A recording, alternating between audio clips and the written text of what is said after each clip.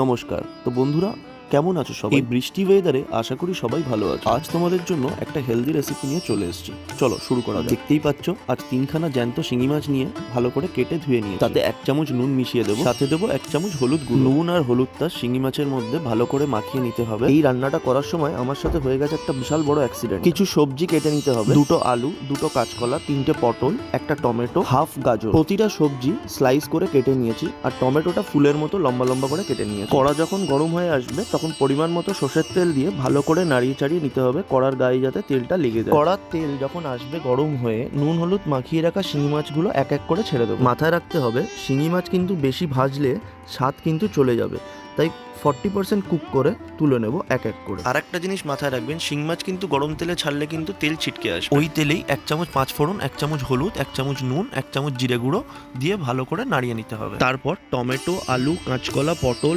সবকটা ওই তেলে দিয়ে দেবো। 2 মিনিট ধরে ভালো করে উল্টে পাল্টে নাড়িয়ে চাড়িয়ে নিতে হবে। তারপর একটি ঢাকার সাহায্যে 4 মিনিট ধরে ঢাকা দিয়ে রাখবো। 4 মিনিট পর ঢাকা খুলে পরিমাণ মতো জল দিয়ে দেবো। 2 চামচের মতো আদা পেস্ট হামানদিস্তায় বেটে দিয়ে দেবো। 2 চামচের মতো বাড়িতে বানানো গরম মশলা দেবো, যেটা আমি বাড়িতে বানিয়ে থাকি। যারা আমার রেসিপি ফলো করে তারা জানে। ঝোলটা যখন টকবক করে ফুটে আসবে ঠিক তখনই ভেজে রাখা 3খানা শিঙি মাছ দিয়ে দেবো। তারপর ভালো করে নাড়িয়ে চাড়িয়ে শিঙি মাছগুলোকে ডুবিয়ে নেব, যাতে শিঙি মাছগুলো সেদ্ধ হয়ে যায়। ঝোলটাকে আরেকটু টেস্ট করার জন্য গন্ধরাজ লেবুর পাতা কেটে দিয়ে দেবো। গ্যাস অফ করে 3 থেকে 4 মিনিট রেখে দিন। তারপর পরিবারের কোনো সদস্য সুস্থ থাকুক বা অসুস্থ, গরম ভাত দিয়ে পরিবেশন করুন, এমনিই সুস্থ হয়ে যাবে। আহা, যেন অমৃত। অন্য রেসিপির মতো যদি আজকের রেসিপিটাও যদি আপনাদের ভালো লেগে থাকে, তাহলে লাইক, কমেন্ট, শেয়ার করে সাবস্ক্রাইব করে দেবেন প্লিজ।